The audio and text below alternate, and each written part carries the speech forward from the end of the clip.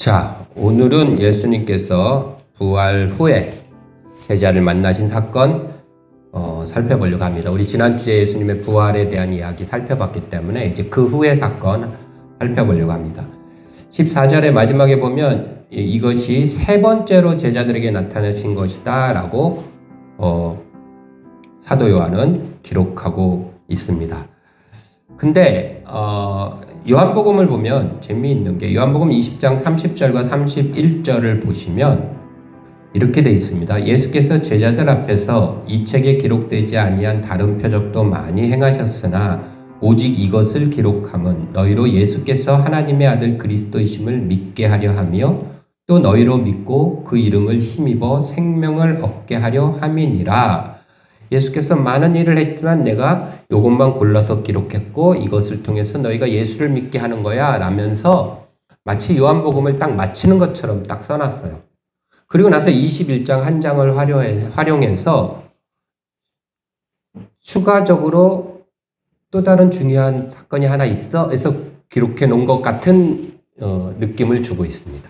많은 신학자들도 그렇게 이해하고 있어요. 저도 그런 생각이 들어요.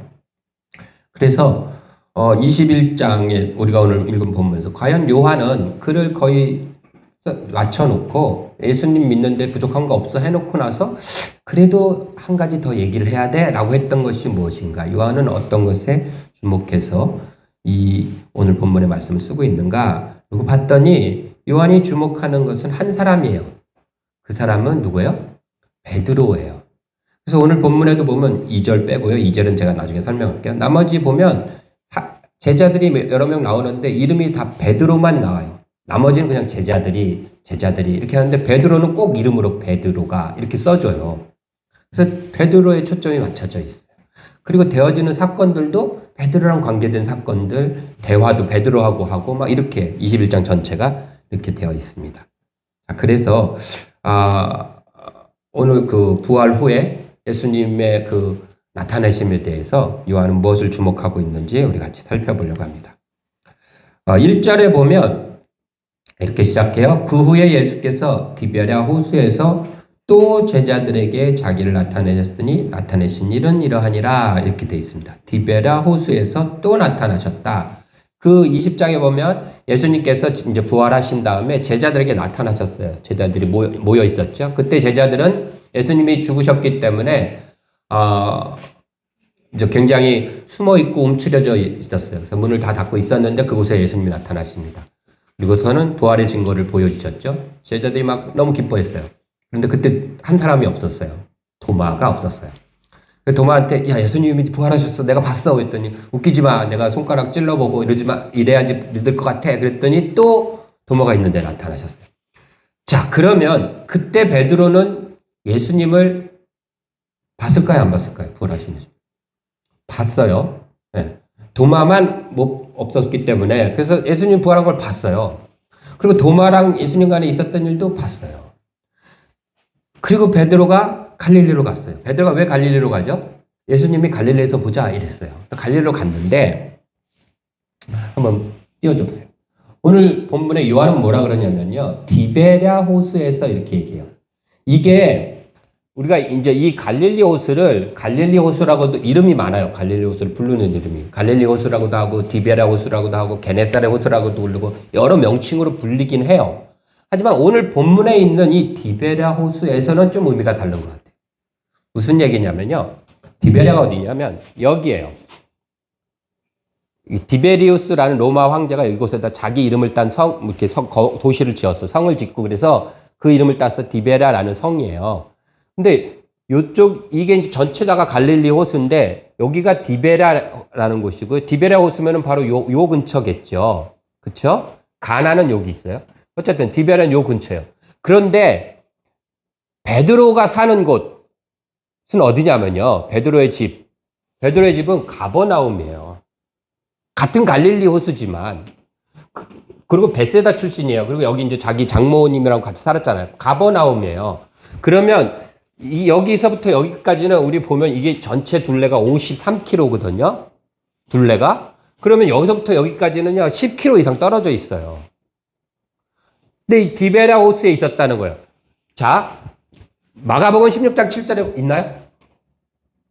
이거 한번 읽어보세요. 마가복음 16장 7절 같이 읽겠습니다. 시작. 가서 그의 제자들과 베드로에게 이르기를 예수께서 너희보다 먼저 갈릴리로 가시나니 전에 너희에게 말씀하신 대로 너희가 거기서 뵈리라 하라 하는지라. 이제 천사가 예수님 그 무덤에서 천사를 만나잖아요, 여인들이. 그러니까는 여인들에게 얘기하는 거예요.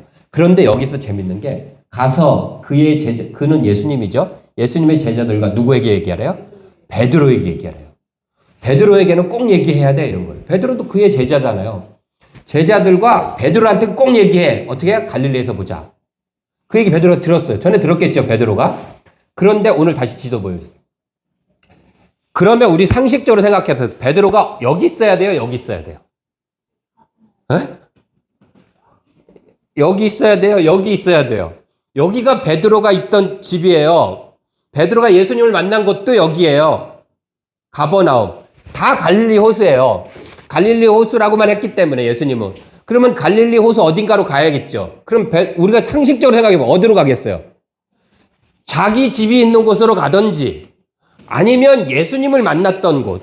오늘 본문과 비슷하게 깊은 곳에 그물을 던져갖고 막 만났고 예수님 막 얘기했던 거기서 그물 깃고 있었잖아요. 자기 집 있는 바닷가에서 당연히 낚시질이 끝나면 거기서 그물 깃고 하겠잖아요. 낚시질이 어디서든 다 하겠지만 그물 깃는 거는 그 동네에서 하잖아요. 자기가 예수님을 만나고 따르기 시작했던 곳, 자기가 살고 있는 곳, 상식적으로 글로 가지 않겠어요? 제가 잘못 생각한 거. 그래서 지금 베드로 어디 있어요? 여기 있어요. 갈릴리 호수긴 하지만 여기 있어요. 저는 이걸 보면서 이런 생각이 들었어요. 지금 이 가버나움에서 디베라까지의 이 거리가 지금 현재 예수님과 베드로와의 마음의 거리인 거예요. 왜요? 베드로 무슨 짓 했어요? 닭이 울기 전에 3번 부인했어요. 그리고 나서 예수님께서 부활하셨는데 도마를 막 아는 척 하시는데 베드로한테 아는 척을 안 하셔요. 느낌상 그렇다는 거예요. 베드로 입장에서 어떻겠어요? 다 모여있는데 예수님이 처음 부활해서 딱 나타나셨어요. 도마 없을 때. 그때만 해도 깜짝 놀라서 이게 무슨 일인가 했을 거예요. 선뜻 다가가지는 못하고. 근데 예수님 역시도 그냥 다 보여주기만 하고 가셨어요. 도마가 와갖고 막 나는 못 믿겠어 막 이래요. 그랬는데 그 다음에 도마가 있는데 딱 나타나시더니 도마한테 갖고 야 이거 쑤셔갖고 나 믿어라 이러니까는 그걸 뒤에서 바라보고 있었을 베드로의 마음이 어떻겠어요? 엄청 부러웠을 거예요. 속으로 자기는 왠지 버림받은 느낌? 자기 스스로 그러지 않았을까요? 소외된 느낌? 동참하지 못하고 있는 느낌. 도마가 막 예수님을 못 믿고 의심하곤 했지만 그래도 예수님은 도마한테 콕 집어가지고 그 한 사람한테 찾아가서 야, 너 그래도 믿어야 돼. 막 이렇게 해주시니까 어쨌든 베드로 입장에서는 좀 그러지 않았을까. 지금 그 마음을 지금 셋을 표현하고 있어요. 2절에 보니까 또 재밌는 그 표현이 있어요. 2절에. 자, 거기는 사람들을 요한이 기록하는데요. 자, 몇 명인지 한번 쉬어보세요. 시몬 베드로와 디두모라는 도마와 갈릴리 가나 사람 나다나엘과 세베대의 아들들과 또 다른 제자 둘이 함께 있더니 몇 명이에요? 7명이에요. 예수님 12제자잖아요. 근데 7명을 기록했어요. 근데 7명이라는 숫자보다 더 재밌는 요한이라는 사람이 숫자에 좀 민감해요. 그래서 7, 3 막 이런 거 되게 민감한 것 같아요. 오늘도 몇 번째요? 3번째 기간. 요한복음서 보면요. 7가지 표적을 얘기하고 있어요. 예수님에 대한 표적들을. 7, 그러면 요한계시록도 요한이 썼잖아요. 7교회에게. 완전 그런 거에 좀 민감해요. 어쨌든 뭐 그거는, 그런데 여기서 재밌는 거는 그 7명의 이름 중에 누구의 이름이 있어요? 베드로, 도마, 나다나엘. 그리고 그 다음에 나머지 4명은 이름이 없어요. 그나마 세베대의 아들들은 이 글을 쓰고 있는 우리가 누군지는 알아요. 그쵸? 야고보하고 요한이에요. 이 글을 쓰고 있는 요한. 그리고 나머지 제자 둘. 이렇게 돼 있어요. 상식적으로 생각해보세요. 쓰려면 다 쓰지 않을까요? 그 뭐 7명이 뭐 어떻다고 우리도 알고 있는데 누구 있었겠 하면 되잖아요. 그리고 하다못해 자기 이름과 야고보의 이름 정도는 적어줄 수. 왜냐하면 예수님을 따르던 제자 중에 특별히 3명은 3인방이 있어요. 베드로, 야고보, 요한. 이 3명은 예수님이 막 특별하게 데리고 다녔었어요. 겟세마네 동산 기도할 때도 거기도 요 3명. 변화산상에서 막 변화할 때도 요 3명. 이런 특별한 3명이에요. 그럼 써줄 수도 있을 법한데 다 이름을 안 쓰고 일부러 그 세 명 앞에서 베드로, 도마, 그 다음에 나다나엘은 제자도 아니에요. 이런 12제자도 안 들어가요. 나다나엘. 누굴까요? 성경에 보면요. 요한복음에만 딱 나와요. 그것도 여기 한번 나오고 요한복음 1장에 한번 딱 나오는 사람이에요. 근데 그 사람 이름도 떡하니 써 있어요. 거기를 주목하라는 거죠. 자, 왜일까? 도마는 누구죠? 도마는 말 그대로 아까 조금 전에 얘기했듯이 의심했다가 예수님께서 막 회복시켜준 그런 사람이에요. 베드로가 지금 도마를 보면서 엄청 부러웠을 거예요. 나다나엘은 누굴까요? 기억나세요? 네, 나다나엘. 요한복음 1장에 보면 요한복음에만 나와요. 1장에 한 번 나와요. 요한복음 1장에 보면 이 나다나엘은 오늘 봤듯이 가나 사람이에요. 가나에서 혼인잔치 있었잖아요. 그렇죠? 가나 사람인데 가나는 나사렛하고 가까워요. 근데 이제 예수님을 처음 빌립을 통해서 베드로보다도 먼저 예수님한테 왔었어요. 빌립이 이제 데리고 갔어요. 빌립은 아마도 세례 요한의 제자였지 않았을까 하는데 어쨌든 데리고 왔어요. 그랬더니 이 나다나엘이 무슨 얘기를 하냐면요. 나사렛에서 무슨 선한 것이 나오겠어? 이랬어요. 처음에는. 그랬는데 예수님을 딱 만나고 예수님께서 내가 너 무화과 나무 아래 있을 때부터 너를 봤노라 막 얘기를 하시니까 나다나엘이 뭐라고 얘기하냐면 요한복음 1장에 보면 당신은 하나님의 아들이십니다. 이렇게 얘기를 해요. 그러니까 예수님께서 아주 놀라운 얘기를 해주죠. 참 유대인, 이스라엘 유대인이요. 간사한 것이 없다 저는. 이렇게 얘기하셨어요. 칭찬받았어요. 그리고 그 일이 있은 후에 요한복음 2장에서 가나 혼인잔치가 있어요. 가나 혼인잔치를 보면 그 맨 마지막에 그 일을 통해서 제자들이 예수를 믿었더라. 이렇게 돼 있어요. 그럼 그 제자들 중에 분명히 나다나엘이 있었을 것 같아요. 처음에는 뭐 나사렛에서 뭐 나오겠어 했지만 예수를 만난 다음부터는 간사함이 없이 흔들림 없이 예수님을 쭉 따랐던 사람이에요. 베드로가 지금 그 사람을 봤을 때 나다나엘을 봤을 때 동네 사람이거든요. 나도 저랬어야 되는데 이러지 않았을까요? 자기는 큰 소리 나 다 떠나도 예수님 나만은 주님을 안 떠날 겁니다. 죽어도 내가 주님과 함께 할 겁니다. 큰 소리 치고 몇 시간 되지도 않아 가지고 어린 여자의 앞에서 난 예수 모른다고 저주하고 막 이러고서는 했잖아요. 얼마나 창피해요. 그런데 예수님께서 나타나셔갖고 한번 이렇게 허그라도 한번 해주시면 좋겠는데 모른 척하고 도마만 막 신경 쓰고 계세요. 근데 뒤에 그림자가 된 느낌이잖아요. 그러고 있는데 지금 디베랴 호수 그래서 이만큼 멀찍이 떨어져 있는데 거기에 지금 옆에 도마가 있어요. 도마는 베드로를 바라보면서도 아이고 베드로 나는 그래도 예수님께서 한번 만나주셨어 뭐 이럴 수도 있고 나다나엘은 베드로를 보면서 표현은 안 하지만 아이고 3번이나 부인했다고 이러지 않았어. 그러니까 베드로가 보면서 스스로 자기한테 나다나엘을 보면서 그런 생각이 들지 않았을까요? 밤새 3절에 보면 밤새 고기를 잡는데 아무것도 잡지 못하였더니 라고 되어 있는데요. 그 밤에 베드로는 그런 오만 생각들이 들고 있었을 겁니다. 그리고 그것이 예수님과 베드로와의 마음의 거리였을 것입니다. 그런데 요한은 오늘 1절에 이렇게 얘기합니다. 제자들에게 자기를 나타내신 일은 이러하니라. 그런 베드로에게 예수님께서 나타내셨다라는 것에 요한은 시선을 집중하고 있어요. 여러분, 그런 생각 해보셨어요? 예수님께서 빌라도에게 나타나셨으면 얼마나 어떤 일이 일어났을까요? 자기를 채찍질하는 로마 병사가 자고 있는데 예수님이 부활하셔서 나타나셨어요. 너 인마 이러면은 그 병사가 어땠을까요? 십자가에 못 박아라 했던 빌라도에게 딱 나타나셔가지고 봐 내가 하나님의 아들이라고 했어 안 했어 이랬으면 어떻게 됐을까요?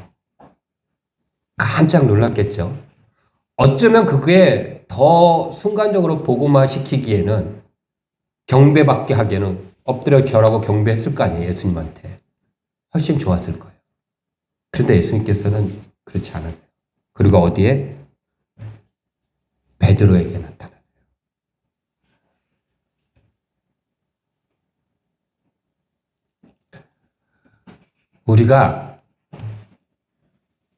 우리가 가끔 이런 생각할 때 있죠. 예수님과 나 좀 멀어진 것 같아. 하나님과 좀 나는 좀 먼 것 같아. 라는 느낌이 들 때 있어요. 그런데 예수님이 나를 멀어지신 게 아니라 내가 예수님에게서 멀어진 거예요.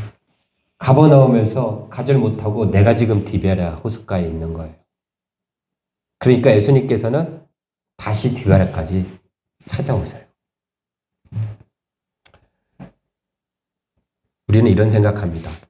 예수님은 온 세상 모두를 다 사랑하셔. 맞아요.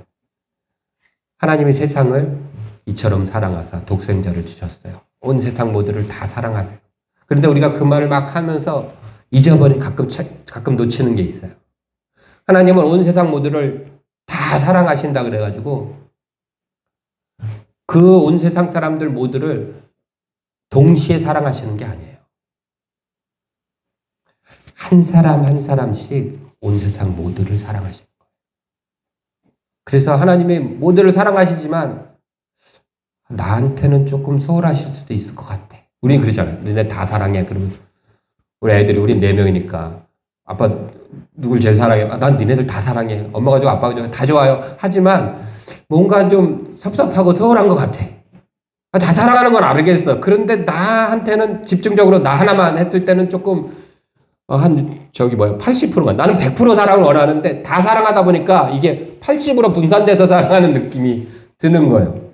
제가 무슨 설명하는지 이해되시죠? 그러니까 예수님의 사랑도 그렇게 느껴지는 거예요. 그래서 예수님은 온 세상을 다 사랑하시니까 다 90% 사랑하시는데 그러니까 그 10%의 그 약함이 나한테 느껴지는 거죠. 근데 그게 아니라는 거예요. 예수님이 세상 모두를 사랑하신다는 것은 세상 모두를 동시에 놔두고 동시에 다 사랑해! 이게 아니라 한 사람 한 사람을 100%, 200%, 1000% 사랑하시는 거예요. 근데 이 한 사람에서 끝이지 않고 천하의 모든 사람들을 이렇게 한 사람 한 사람씩 사랑하신다는 거예요. 그 얘기에 지금 요한이 초점을 맞추고 있는 거예요. 예수님께서 그 한 사람 베드로를 찾아오시는 거예요. 그래서 너 한 사람 너를 위해서 내가 나타났다라는 거예요. 그런데 재밌는 것은 한 가지만 더 기억해야 돼요. 뭐냐면 예수님께서 나타나셨잖아요. 무리를 걸어서 베드로가 있는 배까지 안 가셨어요. 그럴 수도 있지 않아요? 예수님 무리를 걸으시게 했잖아요. 그렇지 않고 호숫가에 딱 계세요. 그러자 베드로가 겉옷을 입고 주님이시다 그러니까 첨벙첨벙 거리면서 그게 한 50m, 90m 정도 돼요. 깊지 않은 물이에요. 첨벙첨벙 거리면서 예수님 앞으로 나가요. 이게 중요해요. 예수님 우리를 찾아오세요. 그러나 우리를 기다리세요. 다가갈 때까지. 예수님이 그 호숫가 턱턱턱 무리를 걸어서 배에 탁 가셔서 얘들아 잘 지내니? 이러면 훨씬 더 한 방에 오셨군요 할 수 있는데 안 그러세요. 그리고 다가올 때까지 호숫가에서 불을 켜놓고 불을 달궈놓고 기다리시는 거예요. 요한계시록에 그런 말씀이 계시록 말씀 있나요 혹시? 같이 읽어볼까요? 시작. 볼지어다 내가 문 밖에 서서 두드리노니 누구든지 내 음성을 듣고 문을 열면 내가 그에게로 들어가 그와 더불어 먹고 그는 나와 더불어 먹으리라. 아멘. 문 열고 훅 들어오시지 않고 서서 두드리세요. 호수를 건너서 베드로가 제자들이 있는 배까지 건너가시지 않고 호숫가에 딱 오셔서 부르세요. 얘들아 거기가 있느냐? 물으시고요. 베드로가 첨벙첨벙 다가올 때까지 기다리고 계세요. 예수님께서는 한 사람을 사랑하시지만 그래서 그 사람에게 나타나시고 찾아가시지만 동시에 믿음으로 다가오기를 기다리고 계십니다. 혹시 내 마음속에 하나님과의 거리가 좀 먼 것 같아. 그것은 하나님 나를 멀리하는 게 아니라 내가 하나님을 멀리 간 거. 그리고 하나님은 항상 우리를 찾아오세요. 단 우리 역시 하나님 앞에 다가가야 돼요. 이 사실을 꼭 잊지 않았으면 좋겠습니다. 그리고 나서 이제 예수님 앞에 다가간 베드로에게 과연 예수님이 무슨 말을 할까? 저는 좀 이렇게 좀 주목하게 됐어요. 다가갔더니 예수님께서 숯불을 펴놨어요. 이 숯불은 유명하죠. 여기 우리 본문에 9절에 보면 육지에 올라보니 숯불이 있는데 이렇게 돼 있어요. 이 숯불은 유명해요. 여기 쓰인 이 숯불이라는 단어가 어디 쓰이냐면요. 요한복음 18장에 보면 베드로가 3번 부인할 때 불을 쬐고 있더라 이렇게 돼 있어요. 18장 25절인가 보면 있어요. 거기서 불이라고 하는 단어와 여기 숯불이라는 단어가 똑같아요. 근데 이게 요한복음에만 쓰여져 있어요. 다른 복음서에서는 다른 단어로 쓰인 거예요. 그러니까 요한은 의도적으로 똑같은 단어를 지금 쓰고 있는 거예요. 이거는 원어 성경을 이렇게 살펴보는 사람들은 딱 알아요. 그 단어 이렇게 알고 있는 거예요. 예. 그러면은 그때 장면을 떠오르게 하는 숯불을 보면서 뒤적거리고 있어요. 그리고서 생선을 가져와라. 가지고 해요. 그리고 예수님께서 뭐라고 하시냐면요. 12절. 같이 읽어볼까요? 12절.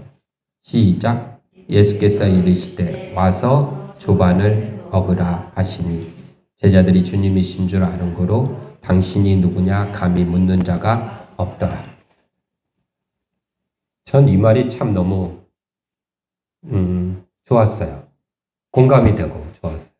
예수님께서 제자들에게 지금 무슨 얘기예요? 밤새 물고기 잡고 하나도 못 잡았어요. 근데 예수님께서 그리고 베드로는 좀 예수님한테 여러 가지 잘못한 것도 있고 막 이런 마음으로 그러나 반가워서 철먹철먹 왔어요. 그런데 예수님께서 뭐라 그래요? 밥 먹자. 우리 그 드라마나 영화 보면 막 속삭이던 그 애들이 아들이든 딸이든 속삭이는 애가 막 했다가 딱 들어와요. 어떻게 해요? 막 얘기하고 막 하는데 아빠가 밥 먹자 이러잖아요. 그럼 그걸 끝이잖아요. 그렇지 않나요? 그 속에 그 많은 내용들이 다 들어있지 않나요? 너 왜 이랬어 저랬어 이거 모두가 다 필요 없고요. 밥 먹자. 앉혀서 밥 먹이. 그 마음은 여기 지금 젊은 친구들이 잘 모르겠는데 아빠가 부모가 돼서 청소년기 이상의 자녀들을 둔 이상이 되면 알아요. 그 마음을. 교수님도 그런 것 같아요. 밥 먹자 먹이시잖아요. 저는 이게 우리를 향한 하나님 마음이라고 생각합니다. 여러분 근데 이런 애들도 있어요. 그렇게 막 잘못하고 엉망진창하고 들어와가지고 꾹꾹 참고 꾹꾹 누르고 부모님이 밥 먹자 그런데 안 먹어! 그러고 방으로 팍 들어가는 놈들도 있어요. 그렇지 않나요? 휘어보면 그런 놈들도 있어요. 정말 잘못했습니다. 엉엉해도 시원찮을 판에 뭐 잘했다고 안 먹어! 그러고 방으로 팍 들어가는 이런 놈들도 있어요. 예, 그러면 안 됩니다. 벽은 내가 만드는 거예요. 누구한테? 하나님한테. 하나님이 나한테 벽을 만드시고 하나님의 가는데 벽이 너무 막혀 있다라고 생각되면 다시 한번 생각해 보세요. 벽은 내가 쌓고 내가 만들고 있는 거예요. 특히 하나님께. 그러지 마세요. 암만 부끄럽고 창피하고 쑥스럽고 뭐 불만 있고 하더라도 하나님의 밥 먹자 그러면요. 네. 고기 더 주세요. 밥 더 주세요. 그러고 먹는 거예요. 그놈이 이쁜 놈이에요. 방문을 걸어 닫지 말고 스스로 하나님 앞에 하나님께서 밥 먹자 하시면요. 네, 감사합니다. 고맙습니다. 그러면서 먹는 겁니다. 그리고 혹여라도 우리 진례학교에 그런 사람들이 그렇게 할 때 옆에 사람들이 아무 말도 하면 안 돼요. 탕자의 형처럼 제가 뭐 한 게 있다고 이러면 안 돼요. 아빠가 밥 먹자 그러고 좋아하고 잔치 베풀면 같이 먹는 거예요. 동생이 마음에 안 들어도. 신앙생활 하다 보면 그렇죠. 야, 쟤 뭐 했다고 뭐 되게 믿는 척하고 은혜 받은 척 한다. 이러면 안 돼요. 같이 먹는 거예요. 열심히 먹고 있으면 나도 은혜 받고 나도 찬양 열심히 하고 그래야지. 괜히 옆에 보고서 말하고 이러면 안 돼요. 그게 오늘 요한이 예수님과 베드로를 보면서 우리에게 보여주고 있는 것이라 생각합니다. 왜요? 가족이잖아요. 예수님과 우리는 가족입니다. 그래서 우리가 매주 성찬식을 하며 같이 떡을 떼며 같이 잔을 떼는 거예요. 밥 먹자 이 한마디에 우리 주님 앞으로 다시 나갈 수 있는 저 여러분들이 되었으면 좋겠습니다. 부활의 주님, 그 감격스러운 주님을 우리가 만나고 알고 했지만 여전히 우리 삶에서는 의기소침하고 그 주님이 나 말고 다른 사람만 챙기는 것 같고 또 내 삶에 아무런 바뀐 것도 없는 것 같은 여전히 물고기는 잡히지 않는 이런 상황이 나타날 수도 있습니다. 하지만 그 속에 분명 그 호숫가 주변에 분명 주님은 와 계십니다. 여러분들 그 주님을 발견하고 그 주님께 달려나갈 수 있는 저와 여러분들이 되기를 바랍니다.